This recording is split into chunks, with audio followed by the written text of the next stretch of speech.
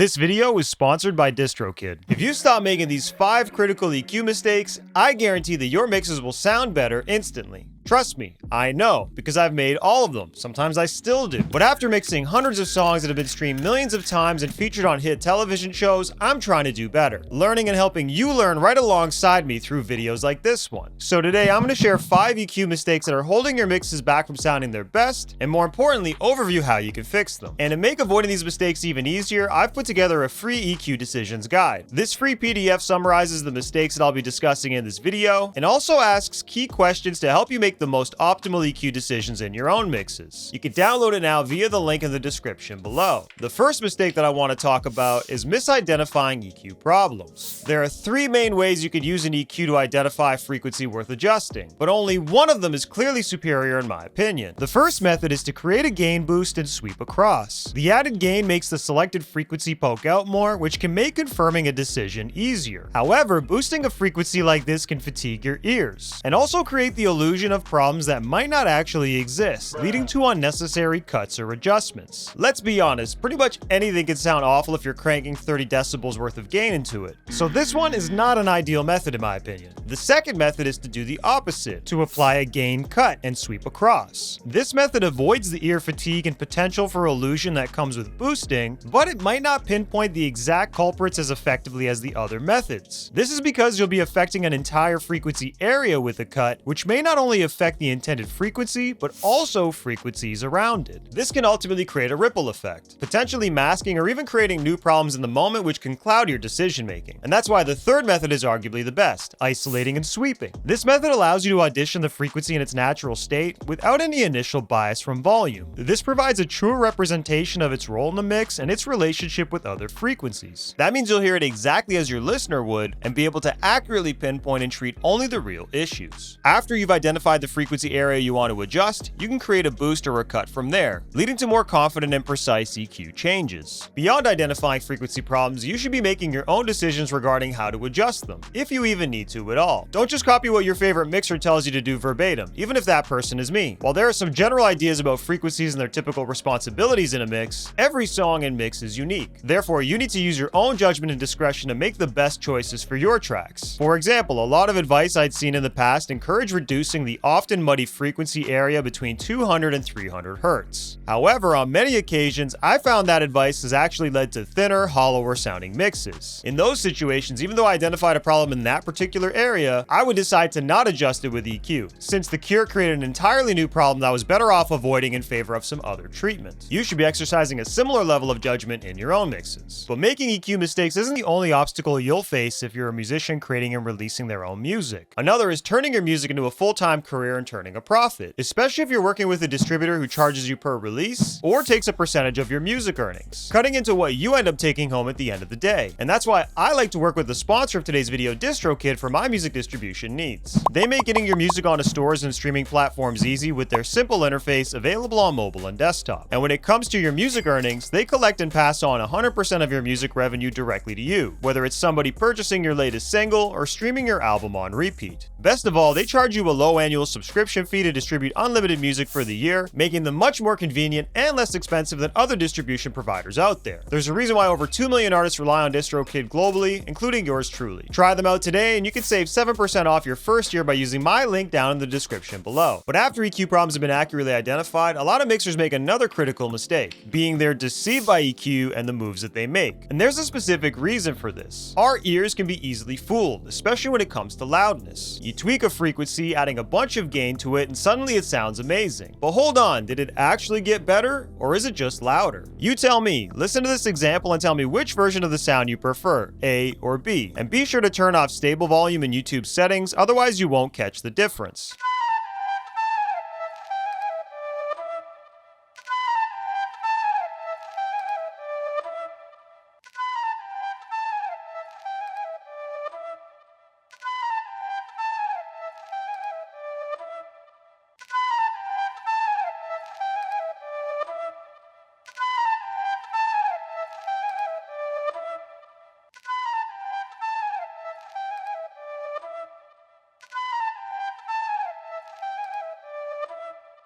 If you preferred A, then you're proving my point exactly here, because both sounds are effectively the same. The only difference is A was slightly louder. And this is the trap that many mixers fall into. We get excited about the perceived improvement, but we're actually being tricked by our own ears and thinking that louder is better. This is called loudness bias, and it can lead to poor decision making with EQ in particular. And this principle doesn't just apply to boosting frequencies. It's actually just as relevant in subtractive EQ situations as well. Reducing frequency content can lower the perceived volume of a sound, making it feel less impactful or present in the mix. But thankfully, there's a really simple solution here.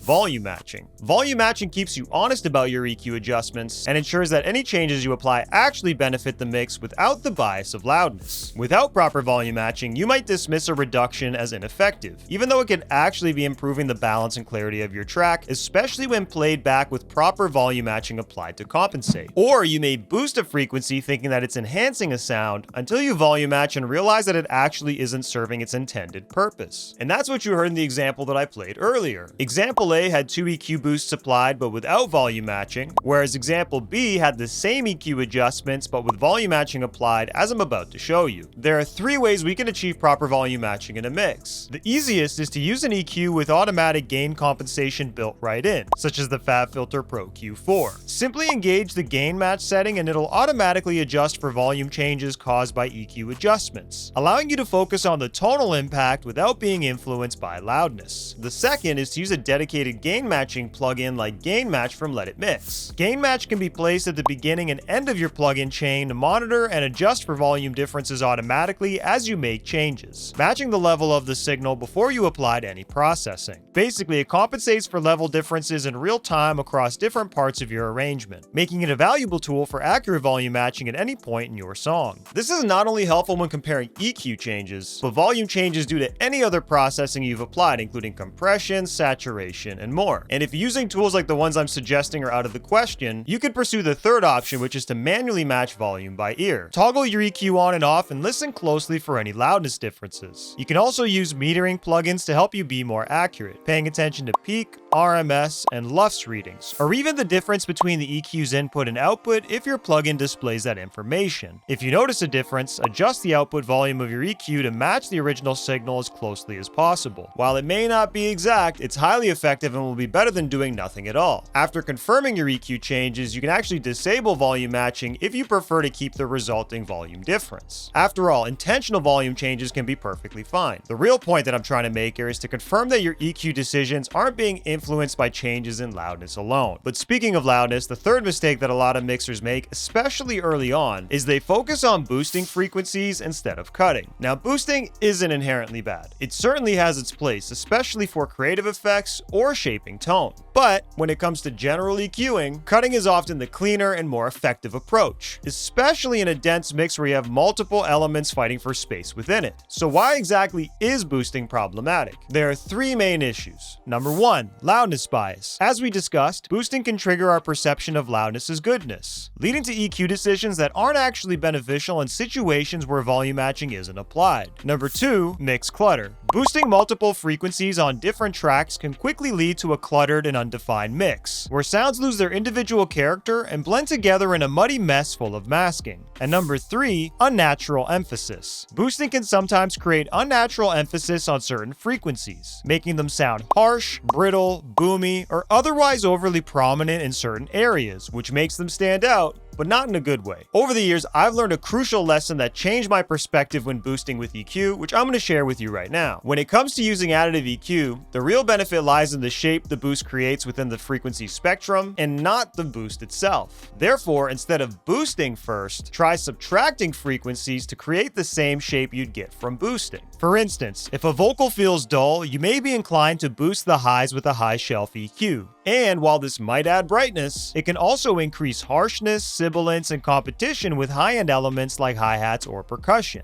Instead, you can achieve a similar effect by applying a low-shelf EQ reduction and strategically adjusting the EQ's output gain to compensate for any volume loss. This will also make the high-end more pronounced, but executed in a different way that keeps the mix clean. But boosting isn't just about tone. It's also commonly used to make sounds stand out when they're competing with one another. So here's a quick tip for those situations in particular. When you find yourself wanting to boost a sound to make it more pronounced, ask this question first. What's masking this sound? For example, with a vocal, you may find that it's clashing with another lead element such as a piano, leading to it being buried and masked in the mix. Knowing this, instead of boosting frequencies to make the vocal cut out on top, it'd be better to cut frequencies from the competing instrument to create space for it first. But, to be fair, this can sometimes be destructive to the secondary sound if you're not careful. So keep watching as I'm going to show you a more transparent way to handle these cuts in the next mistake. To be clear, I don't want to fully discourage you from boosting frequencies altogether, as it still has a place in mixing, especially when applied to groups or masters to enhance sounds synergistically. My goal here is to encourage you to pursue other alternatives to boosting first, especially on individual tracks, as that's often going to be the cleaner sounding approach. But regardless of if you're boosting or cutting, another common EQ mistake is treating EQ as a one-size-fits-all solution. Really, I'm talking about static EQ, which is when you set your EQ once and leave it unchanged throughout the track, basically treating it as if the sound stays the same throughout. The problem with static EQ is that it assumes the sound will always remain the same, when in reality, mixes and arrangements usually change over time. As the track progresses, some sounds may need more attention while others need less, especially during chord progressions, key changes, or the introduction of a new element. If you're only using static EQ, a setting that sounds perfect in one section could actually make things worse or even ruin another. For example, let's say you've EQ'd your kick drum to really punch through an intro where it felt buried and needed to poke out more. However, as the track builds and more elements come in, that same EQ setting makes the kick sound boomy and clash with the bass and vocals when they're introduced. That means while the static mix is essential in the intro, it creates an unbalanced mix later on, making the kick overbearing in some sections, yet lost without that boost in others. It's a real damned if you do, damned if you don't type of scenario, so what do? One efficient solution is to split the kick drum audio into two tracks, one containing the audio during the intro with the static EQ boost applied, and the other with the rest of the kick audio in the arrangement, but without the EQ boost so it doesn't overpower the bass and vocals. Alternatively, you can automate the kick's EQ so that it turns off when the bass and vocals are introduced in the arrangement. Another common method is using static EQ to create space between sounds with a strategic cut, but a static cut can be equally as problematic as a static boost. For example, if you have a kick and bass that are clashing and masking each other in the low end, you may be inclined to cut an overlapping frequency on the bass so that the kick dominates. That may improve their relationship when they're playing together, but what happens if the kick stops and the bass plays without it for a section of the arrangement? Suddenly, your bass is missing frequency information that it desperately needs to sound full and present on its own. But the good news is there's a very simple solution to this problem: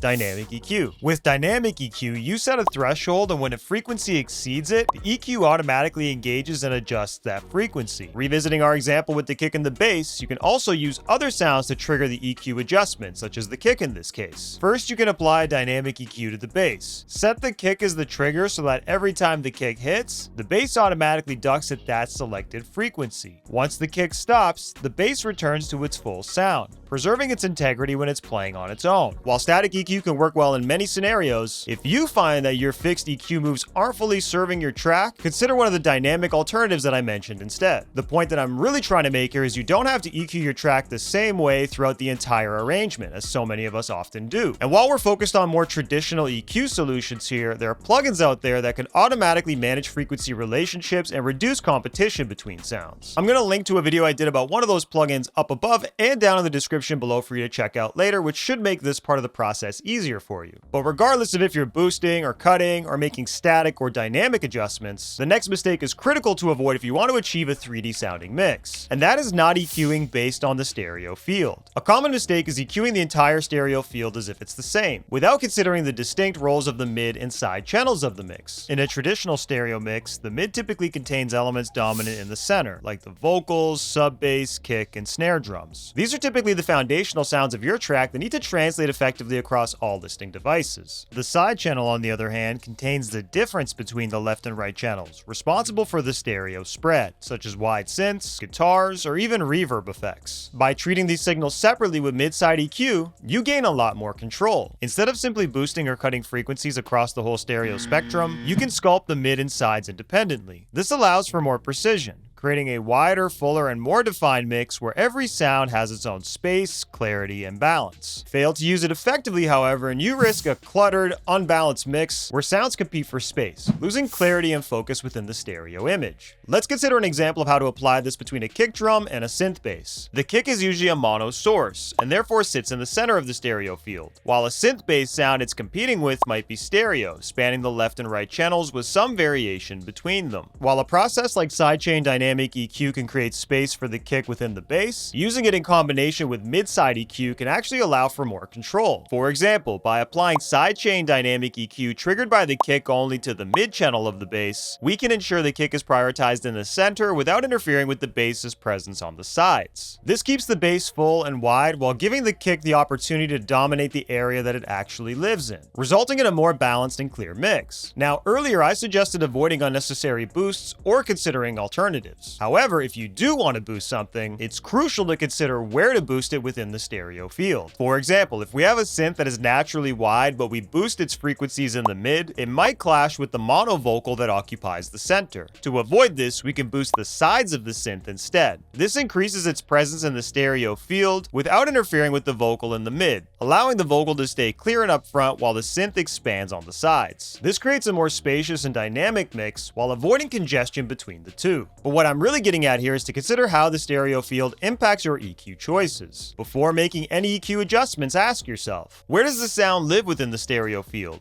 Is it more mid or side focused, or both? Am I boosting or cutting in the right area of the stereo field to support the mix? Is this adjustment better suited to the mid or side channels of my sound? This one small shift in mindset can make a huge difference, transforming a flat, overcrowded mix into one that's wide, clear, and dynamic. And if you'd like a deeper dive into mid-side EQ techniques that I use in every mix with examples for inspiration, be sure to check out my past video on the topic, which I'm going to leave on screen for you to watch next. If you found this video helpful, please give it a like, and if you're new here, consider subscribing to see more mixing content like this in the future. I appreciate y'all for watching. I'll catch you again soon. Peace.